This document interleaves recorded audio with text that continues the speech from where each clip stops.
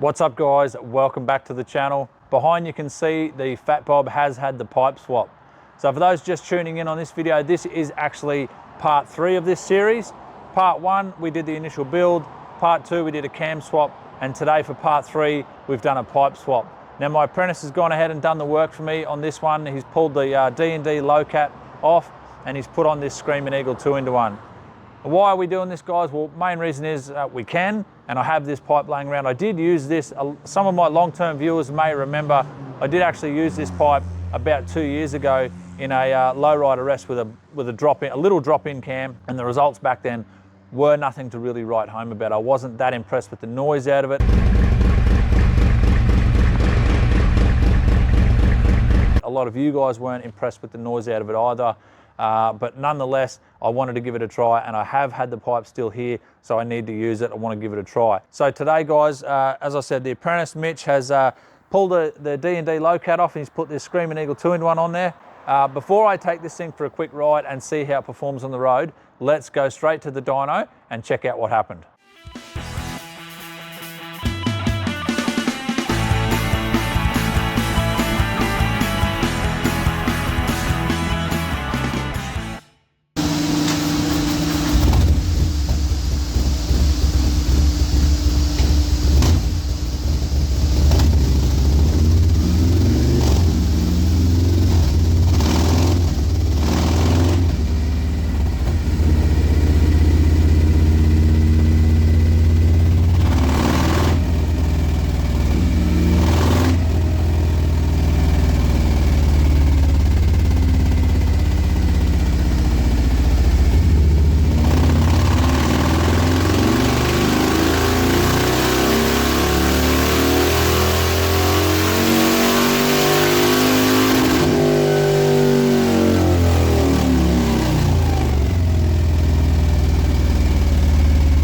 Well guys, I've got a result here and it's caught me off guard, to be honest. I did not expect this to turn out the way it has. So let's check it out.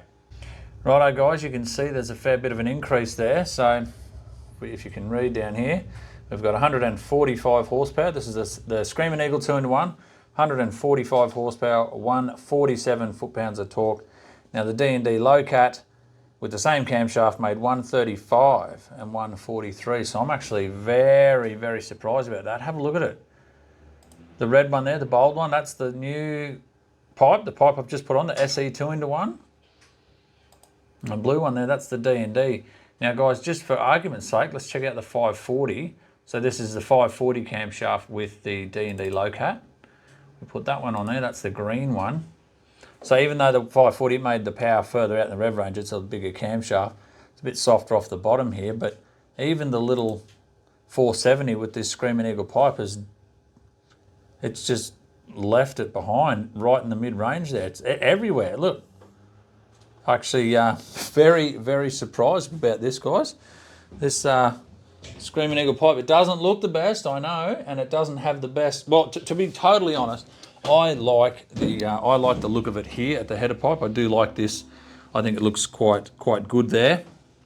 It does have a big can on it though, and I know it does not sound the best at idle, but under load it does sound good. But I'm actually very, very surprised about these results, guys. So it's actually blown me away. The D&D Lowcat is my favourite pipe for 2-in-1s, but this SE 2-in-1, that's the difference there. That's the SE 2-in-1, so that is a little softer off the bottom here than the Lowcat because it made a little bit more hit there, but it's the SE 2-in-1 has left it for dead right through the rest. That is camshaft for camshaft. There's no trickery there. The green one here was a different pipe and a different cam, but yeah, unbelievable. I'm very, very surprised about that result. I'm going to ride it and see what it's like on the road.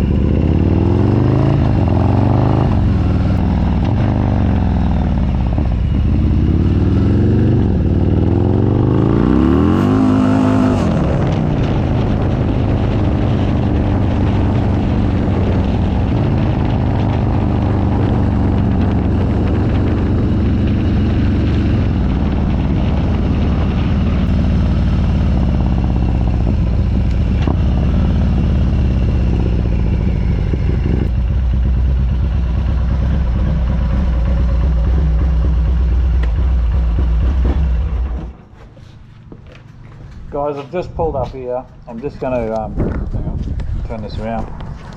Guys, so I've just pulled up here to give a little initial ride thoughts on it. As you can see there, the thing is pretty fun. There is definitely more fun to be had on the road. I mean, as you can see, I mean, there's a lot more torque there on the graph there initially, and it's making a lot more power through the mid-range, and definitely you can definitely feel it. I mean, I'm so surprised that it has increased the way it has. I mean, I did not think this pipe would perform the way it did, and I didn't think from going from the 540 to the 470 camshaft, it's like I felt that hit again with this pipe. So I'm absolutely wrapped with how this has come up so far. I'm gonna go continue ride it and have a bit more fun, so let's go. Oh, by the way, this is done totally without any adult supervision, so take that on board however you like.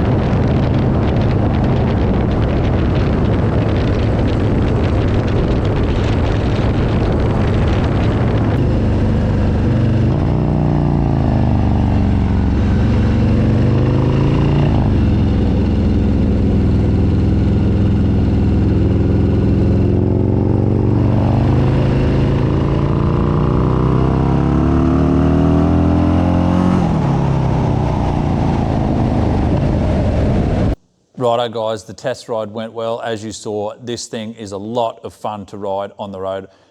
I can't believe just how well this pipe has performed. I did want to use this pipe because I had it up there, is where standard exhausts go to die, and just a lot of others take off stuff. And it's been up there for a long time, and I want to use it because it is quite an expensive pipe.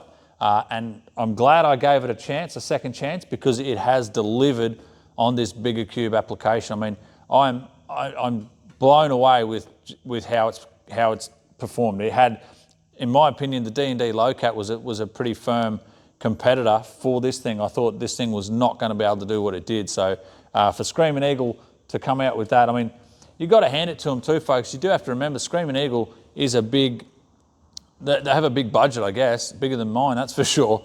And they do have engineers and obviously put a lot of R&D into their design and their pipes. So look, I'm impressed with how it's performed on this big bore application.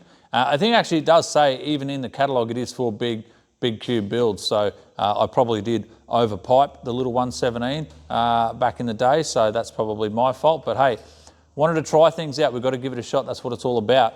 Well, that's going to do it for today's video, folks. Thanks for sticking around to the end and checking it out. I am going to try my hardest to squeeze another cam swap into this thing. So obviously I've got a lot of stuff going on. This is obviously a demo bike here, and I sort of get to do things to it when we're sort of free and quiet. So sometimes it takes a little longer than I'd like. And you guys are requesting a CR515, which I too am very personally eager to see how it will respond to it. I think it'll make a lot more power than what it's doing. My next video, I am going to be doing one on cam plates. So the Screamin Eagle one versus the S&S one versus the Fueling Race Series, and of course the OEM one as well. Might even talk about the Fueling OE Plus replacement one as well, folks. But that is for next time. Thanks for watching today's video. Hope you've had fun. See you next time.